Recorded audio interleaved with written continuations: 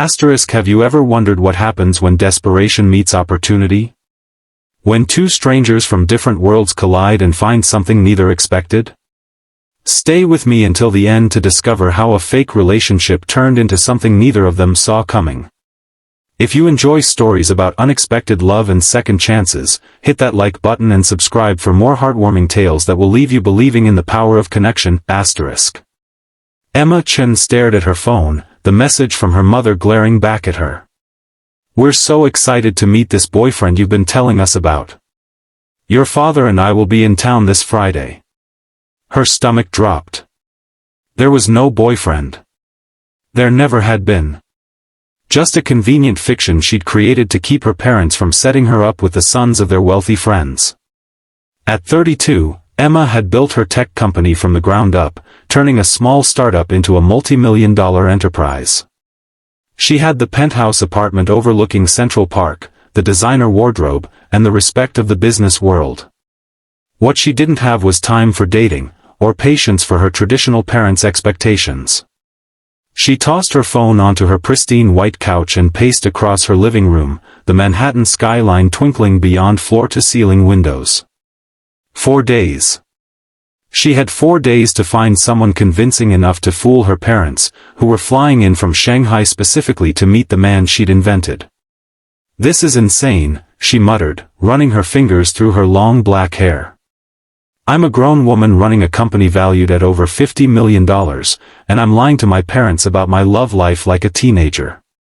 Across town, in a modest 2-bedroom apartment in Queens, Jack Sullivan was having his own crisis. The 35-year-old construction foreman stared at the eviction notice in his hand, the words blurring as exhaustion and worry competed for dominance. Daddy, is something wrong?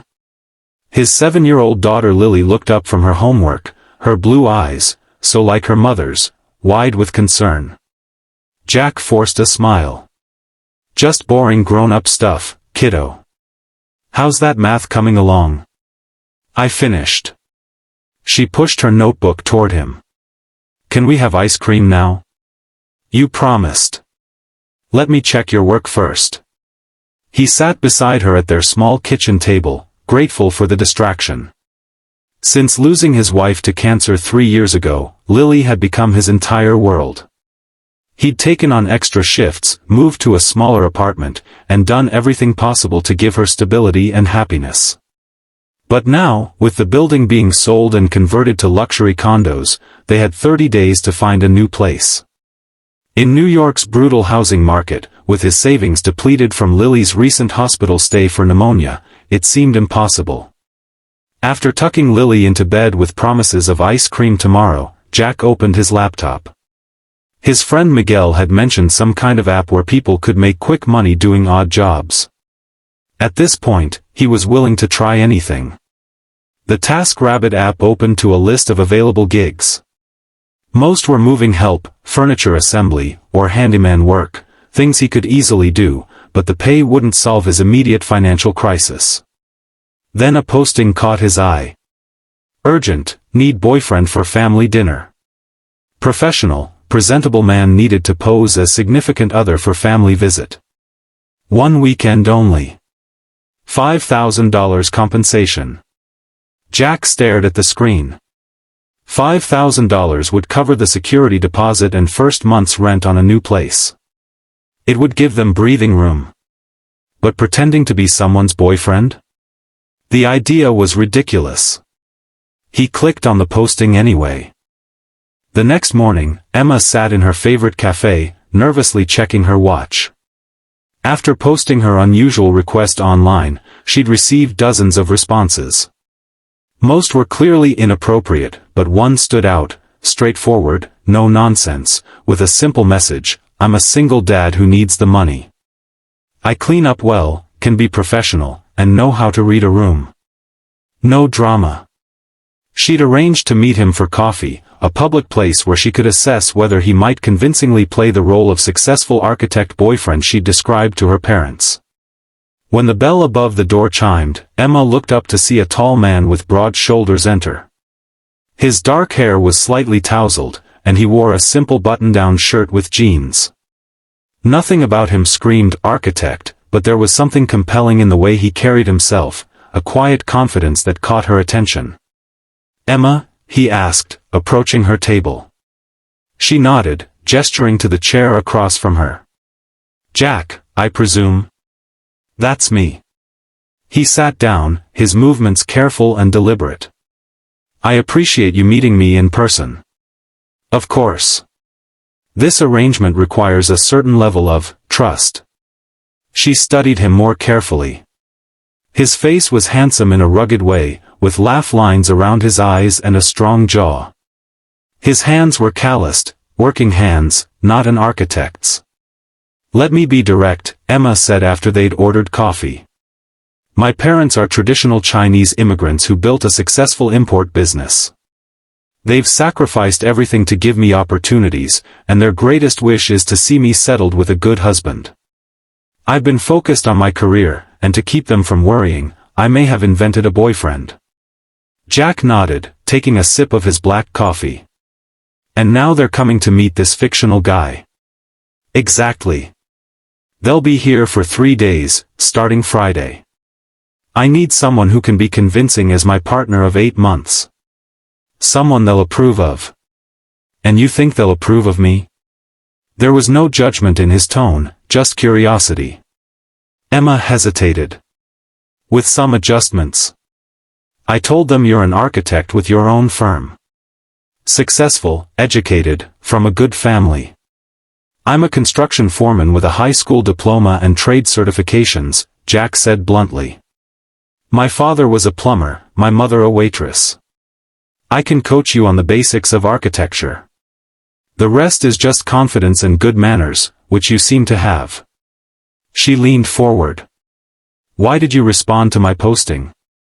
$5,000 is a lot of money for a weekend of pretending." Something flickered across Jack's face, vulnerability quickly masked.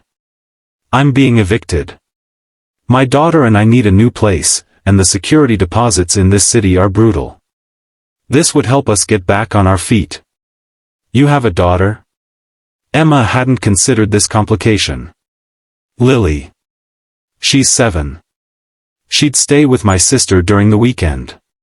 Emma tapped her fingers against her coffee cup, thinking. "My parents would actually like that I'm dating a father. They're big on family values." She made a decision. "Here's my offer, $7,000, plus a bonus if my parents leave believing we're genuinely together. I'll need you from Friday morning through Sunday evening.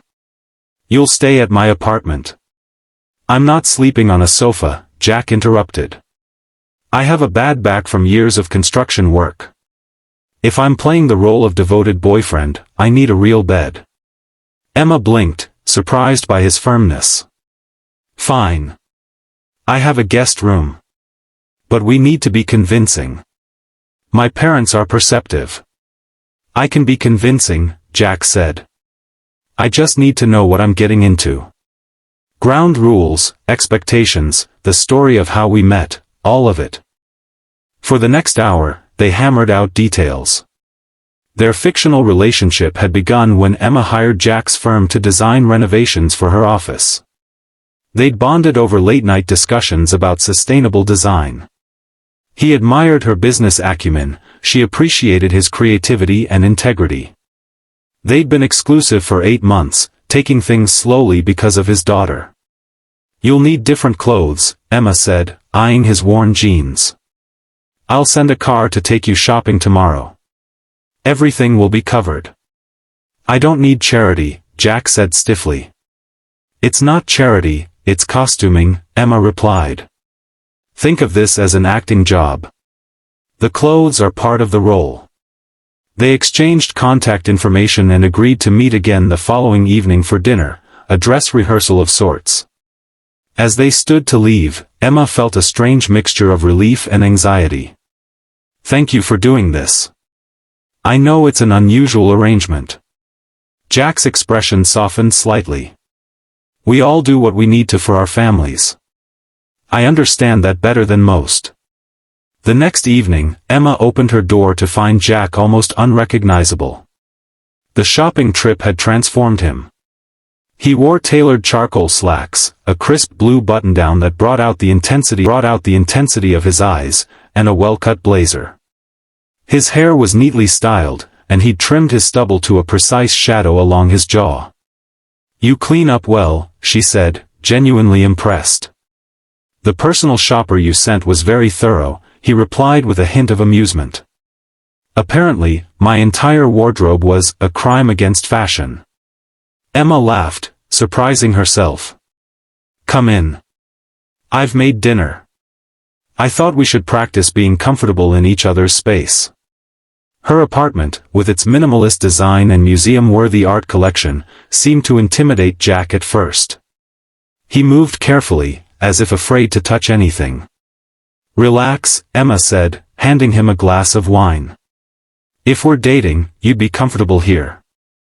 "If we were dating," Jack said, accepting the glass, "you'd have visited my place too. It's about 1/10 this size, with mismatched furniture and Lily's artwork covering every surface." "Tell me about her," Emma said, genuinely curious as she led him to the dining table she'd set with elegant simplicity. Jack's entire demeanor changed when he spoke about his daughter. His eyes lit up, and the reserved facade melted away. "She's amazing. Smart, funny, stubborn as hell. She loves science and wants to be a doctor because they fix people like they fixed Daddy's heart."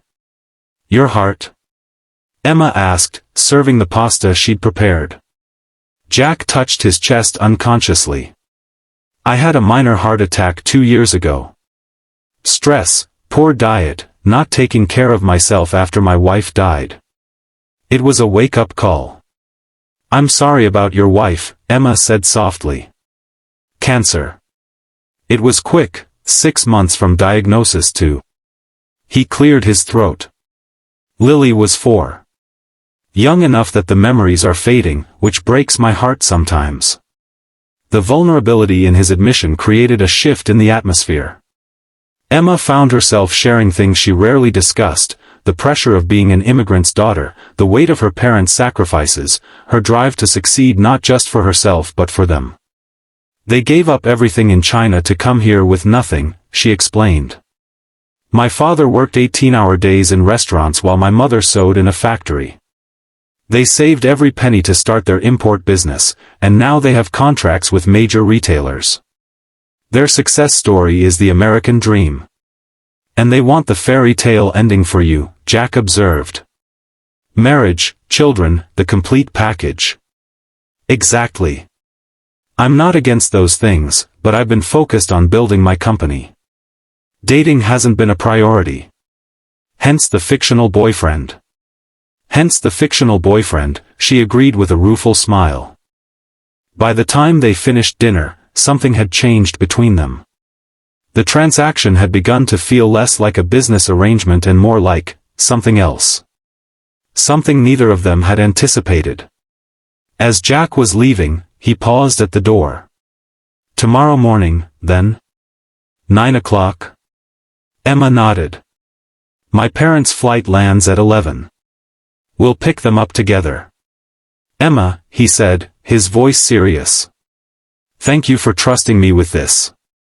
I won't let you down." After he left, Emma found herself standing in her kitchen, staring at the 2 wine glasses on the counter. For the first time in years, her apartment felt empty in a way it never had before. Friday morning arrived with a flurry of activity. Jack arrived precisely at 9, carrying a small overnight bag and wearing one of his new outfits. Emma had spent the night preparing her apartment, adding touches that suggested a man spent time there: a second toothbrush in the bathroom, men's magazines on the coffee table, a few items of clothing in her closet. "Ready for this?" she asked as they rode the elevator down to the waiting car. "As ready as I'll ever be," Jack replied. "How do I look? Architect enough?" "Perfect," she said, and meant it. There was something about him that seemed more genuine than the actual architects she knew, a solidity and presence that couldn't be faked. At the airport, Emma felt her anxiety mounting. "Remember, my mother will hug you immediately. My father will be more reserved, but he'll be watching everything. They'll speak to each other in Mandarin when they want to discuss something privately.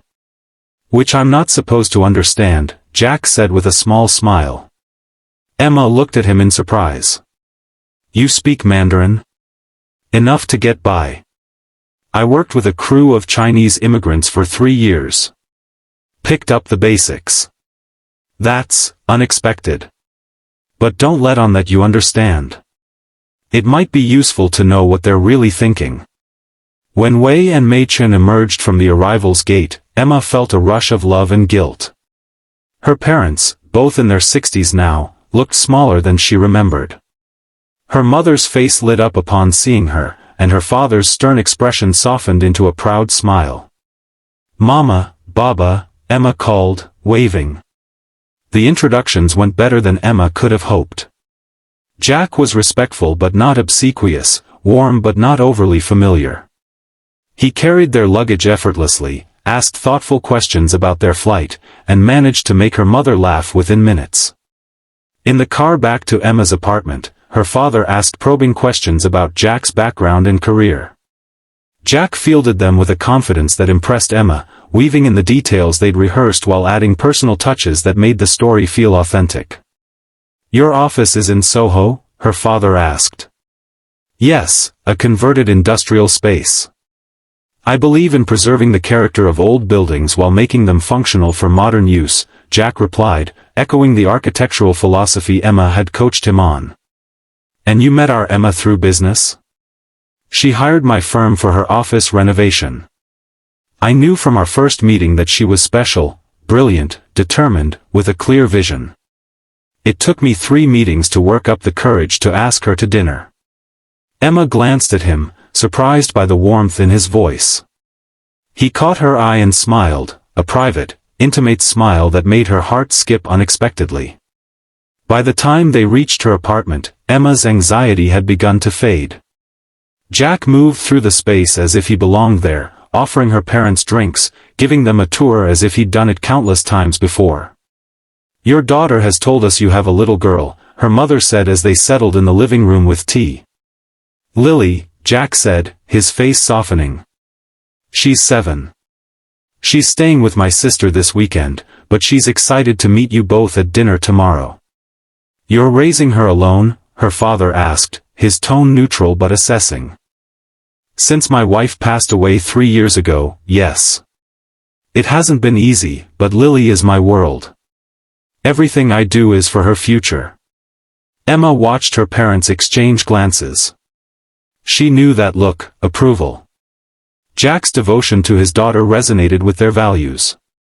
The day progressed smoothly. They took her parents to lunch at an upscale restaurant where Jack charmed the staff and demonstrated impeccable manners. They walked through Central Park, where Jack casually took Emma's hand, his fingers intertwining with hers in a way that felt surprisingly natural. You're very good at this, she murmured when her parents walked ahead to admire the Bethesda fountain. At what? He asked. Pretending. Being the perfect boyfriend. Something flickered in his eyes. Maybe it's not as hard as you might think. That evening, after her parents had retired to the guest room, Jack would be sleeping in Emma's room, with Emma taking the sofa in her home office. They sat on her balcony sharing a bottle of wine. They like you, Emma said quietly. More than I expected. Is that a compliment or an insult? Jack asked with a raised eyebrow. A compliment. My father doesn't warm to people easily. The fact that he's asking about your work means he's impressed. Jack looked out at the city lights. Your parents are good people. I can see where you get your drive from. And your stubbornness, Emma added with a smile. Thank you for today. You were perfect. Just doing what we agreed, Jack said, but there was something in his voice that suggested it might be more than that. As they prepared for bed, the awkwardness they'd managed to avoid all day suddenly surfaced. Jack stood in the doorway of her bedroom, overnight bag in hand. I can take the sofa, he offered. Your back is probably more important than mine. No, we agreed. The bed is yours. Emma hesitated. There are fresh towels in the bathroom.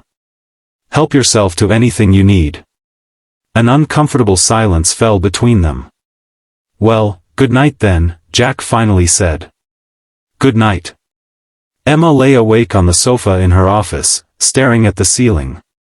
The day had been surreal, watching Jack seamlessly integrate into her life, seeing her parents respond so positive.